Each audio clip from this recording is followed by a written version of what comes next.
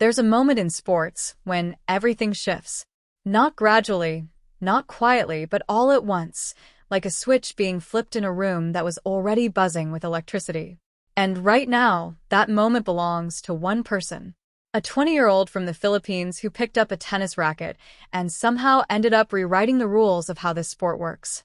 Her name is Alex. And if you've been paying attention to what's been unfolding across the WTA Tour these past few months, you already know that what's happening around her isn't normal. It isn't the usual buzz around a promising young player. It's something genuinely different. Something that tournament directors are losing sleep over, that veteran players are struggling to put into words, and that fans, millions of them, are crossing oceans to be part of. So, let's talk about the latest chapter in the story, because it just got a whole lot more interesting. Markus Günthardt, the man who runs the Porsche Tennis Grand Prix in Stuttgart, one of the most respected clay court tournaments on the entire WTA calendar, just made a decision that has people talking. He looked at Alex, a player without the ranking that would typically guarantee her a spot in a main draw, and he said no, she's not going through qualifiers. She belongs in the main draw. She belongs on the big stage from day one. And the moment that news dropped, the tennis world sat up straight. Because this wasn't a small tournament trying to manufacture excitement. Stuttgart doesn't need that. It has history, it has prestige, it has a loyal fan base that's been showing up for years. Günthardt didn't make this call out of desperation. He made it because he's been watching something unfold across the tour, event after event, city after city, and he's smart enough to know exactly what it means. But to really understand why this decision lands the way it does, you have to go back. You have to look at where this all started and how it built into something no one in professional tennis was fully prepared for. Alex didn't arrive on the scene with fanfare. She worked her way up through the junior ranks, grinding through matches on distant courts while the tennis establishment was looking elsewhere. She trained at the Rafa Nadal Academy in Mallorca, quietly sharpening every part of her game while the world's attention was fixed on more established names. There was talent, clearly. But talent alone doesn't explain what's happened since she stepped onto the professional stage. What happened is harder to define and far more powerful. When Alex started competing at the highest level, something stirred. Not just in the Philippines, although the reaction there was unlike anything Philippine sport had witnessed before, but globally. Fans who had never followed tennis, people who had no particular loyalty to the sport, started tracking her matches. They started booking flights. They started organizing, coordinating across time zones and social media platforms, figuring out how to be in the same building as this young woman from Manila. And the tournaments that welcomed her, the ones that gave her the courts and the placement she deserved, found themselves in the middle of something extraordinary. The first time the full scale of it became undeniable was at Indian Wells. Now, Indian Wells is already one of the biggest events in tennis. It sits comfortably among the most prestigious tournaments on the calendar, the kind of event where you'd expect large crowds and serious ticket demand. But what happened when Alex's first-round match was announced was something even Indian Wells hadn't seen before. Fans flooded the ticketing platform with a level of demand so intense that the system couldn't handle it. Prices climbed to numbers the tournament had never recorded in its entire history. And when all the numbers were counted, that single first-round match, not a final, not a semi, not a quarterfinal, just round one, had generated $5 million in ticket sales. $5 million. For a first-round match involving a player who, by ranking alone, many would have considered a mid-tier draw. The people who run that tournament looked at those numbers and didn't quite know what to say. And then a phrase started circulating. First in the corridors of Indian Wells, then across tour offices around the world. The Eala effect. Two words that captured something nobody had a proper framework for yet. A phenomenon where one player's presence didn't just attract fans, it fundamentally changed who was showing up and why. Because here's the thing about those Indian Wells crowds. They weren't only tennis fans. They were people who had never been to a professional tennis match before. People who didn't know the difference between a tiebreak and a tournament draw, but who knew Alex, who had followed her journey from a phone screen and decided that being there in person was worth whatever it cost. When a sporting event starts pulling in that kind of audience, it's not just a tennis tournament anymore. It becomes something bigger. A cultural gathering. A shared moment. A place where people feel connected to something that matters. And the tournament directors who understood that early, who positioned themselves to be part of it, saw rewards that no marketing strategy could have produced. Think about what happened in Austria. The Ladies' Linz Open is a solid WTA event, well-run, well-established, with a loyal local following. When Alex was drawn against Julia Grabher, an Austrian player competing on home soil, most people would have expected a typical home crowd atmosphere. What actually happened was almost surreal. 90% of the tickets sold for that match were purchased by Alex's supporters. Not locals. Not Austrian tennis fans. People who had deliberately sought out that tournament, that specific match, because Alex was going to be there. Grabher, playing in her own country, walked out onto that court feeling like the visiting player. The home crowd advantage had been completely reversed by the sheer organizational power of Alex's global fan base. Sandra Reichel, the tournament director, watched all of this unfold, and she didn't hesitate. She committed publicly to placing Alex on the biggest court available. She personally welcomed her to the tournament and stated openly that the atmosphere was going to be unlike anything the Ladies' Linz Open had experienced in its 35-year history. 35 years. And this young Filipino player, in her first appearance at that event, had already changed what the tournament felt like. Günthardt was paying close attention to every single detail of that story. And then Miami. James Blake, a former top 10 player himself, someone who understands elite tennis from the inside, runs the Miami Open with the kind of authority that comes from having lived the sport at its highest level. Blake didn't wait to see how things developed. He put Alex on center court and talked openly about what her presence was going to mean. He described an appeal that had gone beyond the traditional tennis audience, that was drawing in fans from across Asia, Europe, and North America, fans who weren't regular followers of the WTA Tour but who had become devotees of this one player. Blake said out loud what a lot of people in tennis were starting to think privately. That Miami was going to break revenue records because of her. That the numbers were going to reflect something the tour had never quite seen before. And the thing about Blake making that statement is that he wasn't guessing. He had data. He had watched what happened at Indian Wells. He had read the Linz story.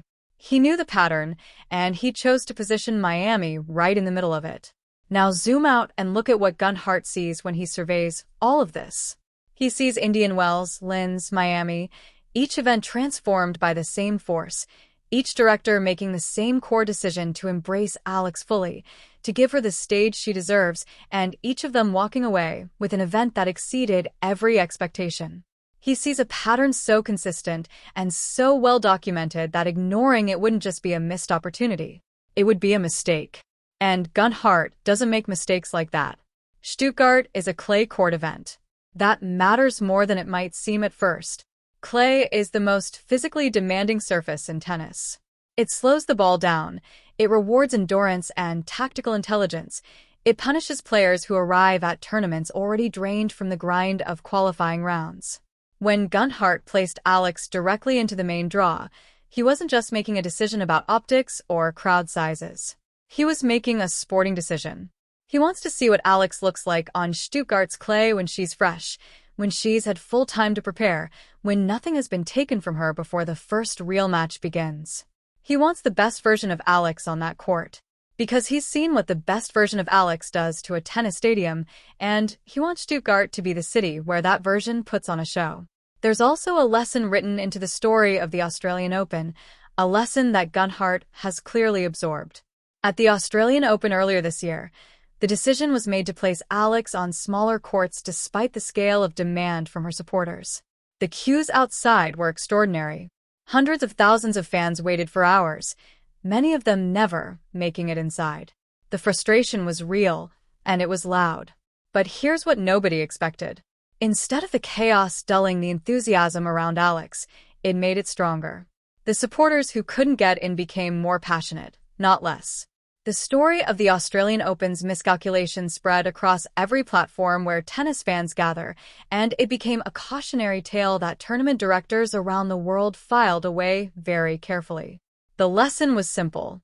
When you underestimate what Alex means to people, you don't just lose the opportunity. You create a narrative about your tournament that follows you. Günthardt has zero interest in being part of that narrative. He wants Stuttgart to be the story that people tell the other way around, the tournament that got it right, that understood the moment and rose to meet it. And here's where the story gets even more layered, because it's not just the directors talking. It's the players. Jessica Pegula has been on the WTA Tour long enough to have experienced nearly everything professional tennis can throw at you. She's played in front of huge crowds at Grand Slams. She's been part of finals that had the whole sport watching. She's a true veteran of the competitive landscape at the top of the game. And after she faced Alex at the Miami Open, she said something that stopped people. She said the atmosphere was unlike anything she had experienced in her entire career. Not in her recent career. Her entire career. She described the fans not as spectators sitting and watching, but as active participants in every single point. Every rally, every shot, every moment drew a response that she called insane. A level of collective energy that no other player on the tour was generating, not at the Australian Open, not in Dubai, not in Miami, not anywhere. When someone with Pegula's experience and credibility says she has never felt anything like that, the entire sport listens. And then there's Novak Djokovic, a man who has won more Grand Slams than anyone in the history of the sport. A man who has played in front of hundreds of thousands of fans across 5 decades of elite competition. A man who understands what greatness actually looks like from the inside. Djokovic called Alex the greatest tennis player the Philippines has ever produced. That's not a polite comment. That's not something you say to make a young player feel good. That's a declaration from the greatest champion the sport has ever known. And when that declaration lands, it lands with a weight that reverberates through every corner of tennis. Günthardt has heard all of this. Every piece of it. The $5 million first round. The reversed home crowd in Linz. Blake's prediction in Miami. Pegula's description of an atmosphere she'd never experienced. Djokovic's declaration. He has built a complete picture. And the picture tells him one thing clearly. Alex doesn't belong in qualifying. She belongs in the main draw, on the biggest court, in front of a Stuttgart crowd that has no idea yet just how much their tournament is about to change. Now think for a second about what it must feel like to be Alex in the middle of all of this. She's 20 years old. She grew up watching the sport from a distance, dreaming about competing on these courts, probably not imagining that by her early 20s, she'd be the person that tournament directors across the world were strategizing around. The Filipino fans who traveled to Indian Wells, who stood in those endless queues at the Australian Open, who flooded the Linz ticket platform and completely overwhelmed the local crowd, they're doing this because they see something in her that connects. Not just national pride, though that's clearly part of it. Something deeper. The feeling of watching someone who represents possibility. Someone who shows that the doors of elite sport aren't only open to the usual places and the usual names. And Alex knows it. She's spoken about what it means to her when she looks up into the stands and sees those faces, when she hears the noise that follows her onto every court she walks onto. She's spoken about how it changes the experience of competing, how it adds something to every match that goes beyond the tactical and the physical. She's grateful. Genuinely, visibly, emotionally grateful. And that authenticity, that realness, is part of what makes people want to cross oceans to watch her play. She isn't performing the role of a rising star. She's living it in real time, and the world is watching every second of it. Stuttgart is next. And the question everyone in tennis is starting to ask is whether this is the moment where everything accelerates again. Indian Wells showed the commercial scale of what Alex brings. Linz showed the cultural reach. Miami showed that even the most experienced voices in the sport were running out of comparisons. Stuttgart, with its clay courts and its deep history and Günthardt's clear-eyed decision-making, has positioned itself to be the next chapter. And clay suits the kind of story that builds slowly, and then all at once. It's a surface that rewards patience and then delivers brilliance in concentrated bursts. It's the kind of surface where a player who has been building momentum finds that the momentum becomes unstoppable. Everything that's been building around Alex, the fan base, the commercial power, the growing recognition from the sport's biggest names, feels like it's been building toward exactly this kind of stage. A clay court in Stuttgart, a director who made the right call, and a crowd that will include people who've never watched a WTA match before but who've been following this young woman's journey from their phones and their laptops and their living rooms for months. What happens when all of that walks through the gates of the Porsche Tennis Grand Prix? What happens when the Linz atmosphere meets Stuttgart's infrastructure? What happens when the people who flooded the Indian Wells ticket platform turn their attention to Germany? Günthardt knows the answer. That's why he made the call he made. And here's the broader question that all of this is forcing the tennis world to sit with. The WTA Tour has been looking for its next great story for a while now. The era of the players who define the sport for the past 2 decades is slowly closing. The next generation is here, but the narrative, the kind of narrative that pulls in audiences who don't follow tennis every week, that narrative hadn't fully arrived yet. And then Alex happened. And what she's doing isn't just winning matches. She's generating cultural moments. She's turning first-round matches into $5 million events. She's reversing home crowds in Europe.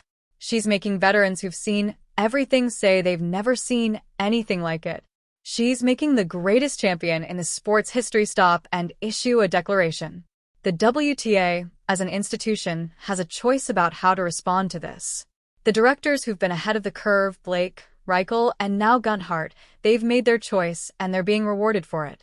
But the tour itself, the scheduling decisions, the wild card policies, the structural ways in which young players are pushed through qualifying regardless of what they represent, all of that is being put under a microscope right now by the very fact of what's happening around Alex. Because when a player generates $5 million in first-round ticket sales and the system's first instinct is to make her qualify, something isn't quite aligned. And tournament directors around the world are quietly starting to say so. The conversation